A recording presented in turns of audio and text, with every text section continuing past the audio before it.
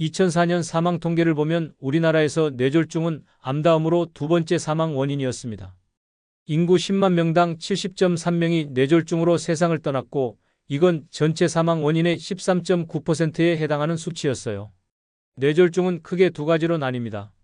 뇌혈관이 막혀서 생기는 뇌경색과 뇌혈관이 터져서 뇌 속에 피가 퍼지는 뇌출혈이 있습니다. 흔히 중풍이라고 부르시는 분들도 계시지만 정확하게는 구분해서 말씀드리는 게 좋아요. 여러분 주변에서 갑자기 얼굴이 한쪽으로 내려가거나 말을 할 때 어눌해지거나 길거리에서 갑자기 쓰러지는 모습을 보시거나 들으신 적 있으실 거예요. 많은 분들이 나이가 들면서 이런 뇌졸중 신호에 대해 막연한 두려움을 갖고 계십니다. 그런데 말이죠. 뇌졸중 신호는 얼굴보다 훨씬 더 빨리 나타나는 곳이 있어요. 바로 다리입니다. 저는 20년간 뇌혈관과 보행 변화를 연구해온 이현우 박사입니다. 연구 현장에서 확인한 결과 다리는 뇌가 가장 먼저 경고를 보내는 장치였습니다. 특히 70대 이상 어르신들의 경우 이 신호를 놓치면 단 몇 주 안에 큰 뇌경색으로 이어질 수 있어요.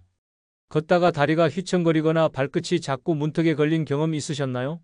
저는 연구 현장에서 거의 모든 뇌경색을 겪으신 분들이 얼굴 증상보다 먼저 다리에서 신호를 경험했다는 사실을 확인했습니다.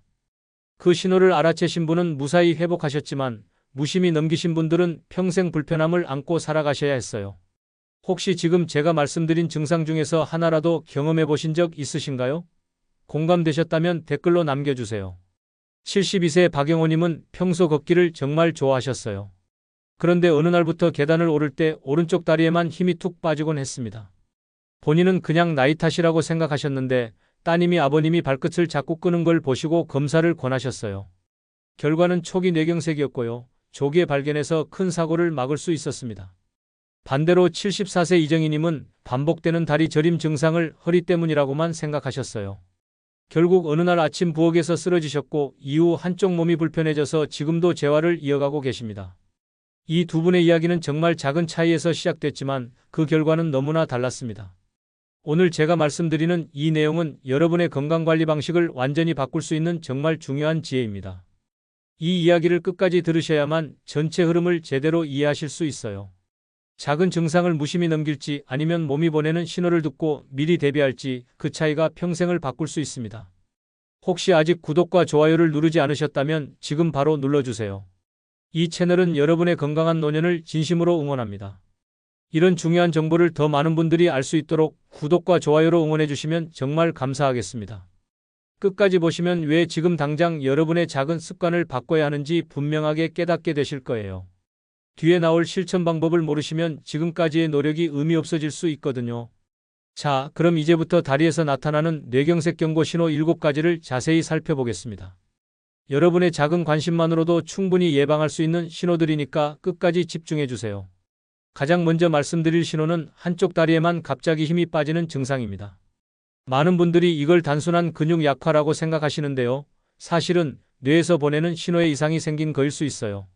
국내에서 진행된 연구 결과를 보면 뇌경색을 겪으신 분들의 60% 이상이 발병하기 전에 이런 경험을 하셨다고 보고하셨습니다. 70세 김순자님의 경우를 말씀드리면요. 어느 날 의자에서 일어나려고 하는데 오른쪽 다리에 힘이 툭 풀리는 걸 느끼셨대요.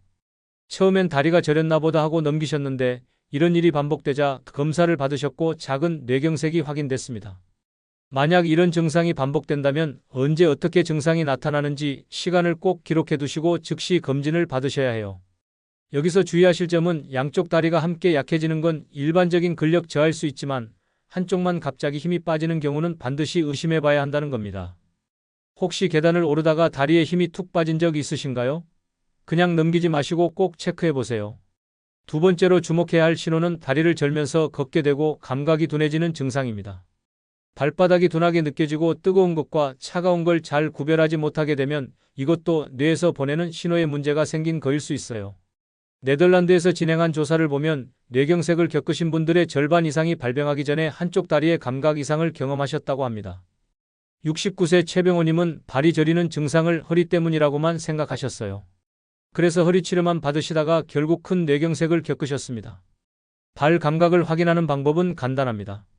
손으로 양쪽 발을 만져보시면서 감각의 차이를 확인하는 습관을 들이시면 좋아요. 허리 질환에서 오는 증상은 자세에 따라서 달라지는 경우가 많은데요. 뇌 문제에서 오는 증상은 자세와 상관없이 계속 반복됩니다. 혹시 요즘 발이 무디게 느껴진 적 있으신가요? 그렇다면 이 부분을 꼭 점검해 보셔야 합니다. 세 번째 신호는 발끝을 제대로 들지 못해서 바닥에 끄는 걸음입니다.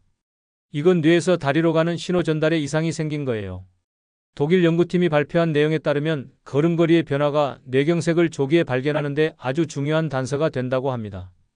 73세 오은주님의 가족분이 아주 세심하게 관찰을 하셨는데요. 신발 앞창이 한쪽만 유독 빨리 닳는 걸 발견하고 검사를 권유하셨대요. 그래서 작은 뇌경색을 조기에 발견할 수 있었습니다. 가족끼리 서로 신발 밑창을 비교해 보시는 것도 정말 좋은 방법이에요. 이 증상의 특징은 본인은 잘 모를 수 있다는 겁니다. 그래서 가족분들의 관찰이 정말 중요해요. 혹시 여러분 신발 앞부분이 한쪽만 빨리 닳는 건 아닌가요? 한번 확인해 보세요. 네 번째로 말씀드릴 신호는 반복적으로 문턱이나 계단에 걸리고 넘어지는 증상입니다. 이건 고유 감각이 저하돼서 나타나는 증상일 수 있어요. 고유 감각이라는 게 뭐냐면 우리 몸이 공간에서 어떤 위치에 있는지를 느끼는 감각을 말합니다. 국내 고령자를 대상으로 한 조사를 보면요. 반복적으로 넘어지는 경험을 하신 분들의 30%가 뇌연류 이상과 연관이 있었다고 합니다. 75세 한미자님은 집안 문턱에서 자주 걸려서 검사를 받으셨는데 뇌혈관이 좁아져 있다는 걸 확인하셨어요. 같은 장소에서 반복적으로 걸린다면 단순히 부주의하다고 넘기지 마시고 꼭 검진을 받아보시길 권해드립니다. 낙상은 정말 조심하셔야 해요. 넘어지면 곧바로 골절로 이어질 수 있고 그렇게 되면 장기간 누워 지내셔야 하거든요. 혹시 같은 장소에서 반복적으로 걸려본 적 있으신가요? 있으시다면 정말 주의 깊게 살펴보셔야 합니다.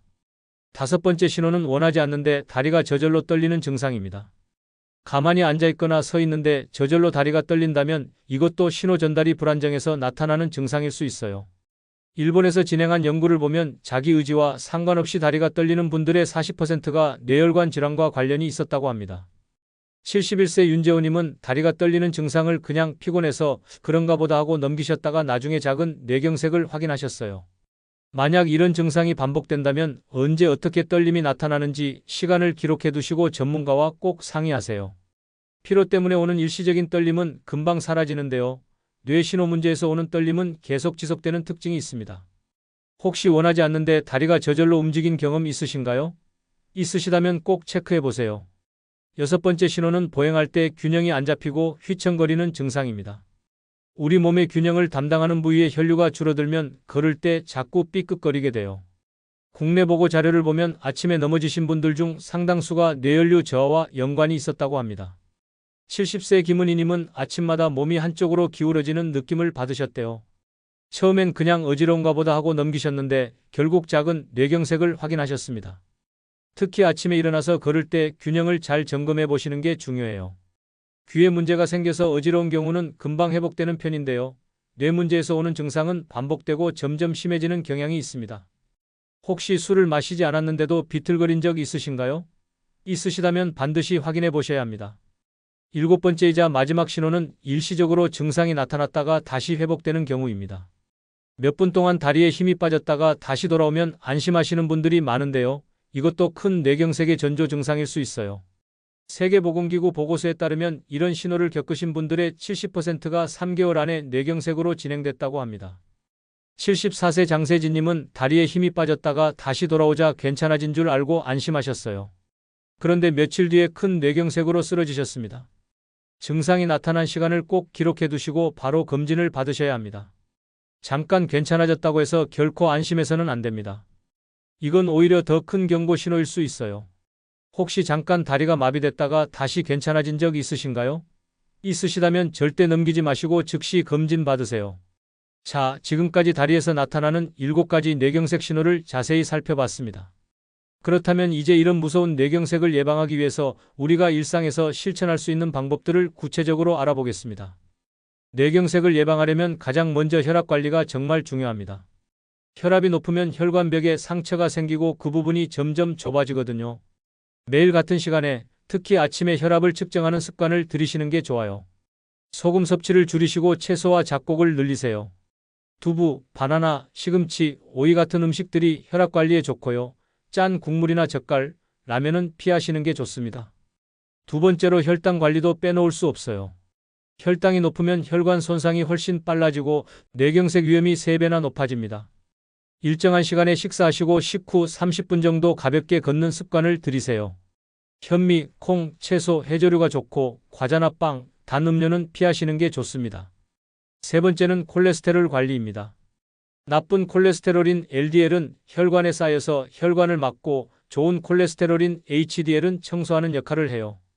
기름진 고기나 가공육 섭취는 줄이시고 주 2회 정도는 고등어나 연어 같은 등푸른 생선을 드세요. 하루에 한 줌 정도 견과류를 드시는 것도 좋습니다. 네 번째로 금연과 절주를 말씀드리지 않을 수 없어요. 흡연은 혈관을 직접 손상시키는 가장 큰 원인이거든요. 담배는 지금 당장 끊으시는 게 최선이고 술은 남성은 하루 2잔, 여성은 하루 1잔 이내가 안전합니다. 혹시 아직도 담배를 피우고 계신가요? 오늘부터라도 끊으시길 진심으로 권해드립니다. 다섯 번째는 충분한 수면입니다. 수면이 부족하면 혈압과 혈당이 동시에 올라가요. 하루 6시간 이하로 주무시는 건 정말 위험합니다.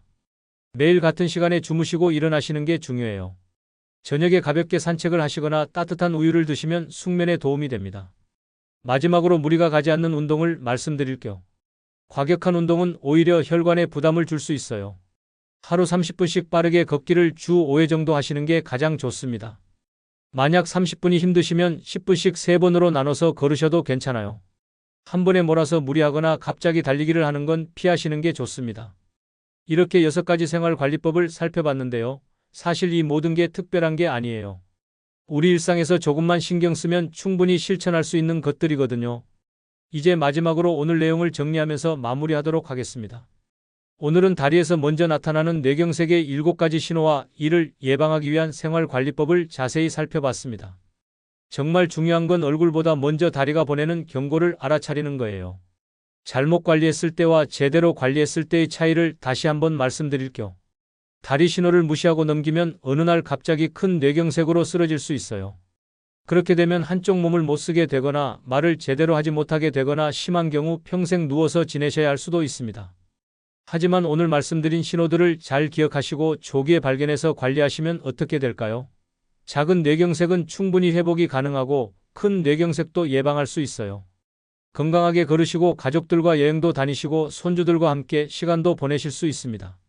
오늘 당장 실천할 수 있는 단 하나를 꼽는다면 바로 아침에 일어나자마자 다리 힘과 균형을 확인하는 습관입니다. 정말 간단해요. 침대에서 일어나실 때 양쪽 다리에 힘이 똑같이 들어가는지, 서 있을 때 몸이 한쪽으로 기울지는 않는지, 걸을 때 발끝이 제대로 들리는지 확인해 보세요. 이렇게 매일 아침 1분만 투자하시면 여러분의 뇌 건강 상태를 스스로 체크하실 수 있어요. 만약 이상한 신호가 느껴지면 바로 기록하시고 반복되면 망설이지 말고 검진을 받으세요. 그리고 혈압, 혈당, 콜레스테롤 관리도 꾸준히 하셔야 해요. 짠 음식을 줄이시고 채소를 늘리시고 하루 30분씩 걷는 운동을 실천하세요. 담배는 반드시 끊으시고 충분한 수면도 정말 중요합니다. 다음 영상에서는 낙상과 치매의 관계, 그리고 이를 예방하는 구체적인 방법을 자세히 알려드리겠습니다. 많은 분들이 낙상을 단순히 넘어지는 사고로만 생각하시는데요. 사실 낙상은 치매와도 깊은 연관이 있어요. 혹시 오늘 제가 말씀드린 신호 중에서 경험해 보신 게 있으신가요? 댓글로 나눠주시면 다른 분들께도 큰 도움이 됩니다. 여러분의 작은 경험 하나가 누군가의 생명을 살릴 수도 있으니까요. 오늘도 영상 끝까지 시청해 주셔서 정말 감사드립니다. 건강하세요.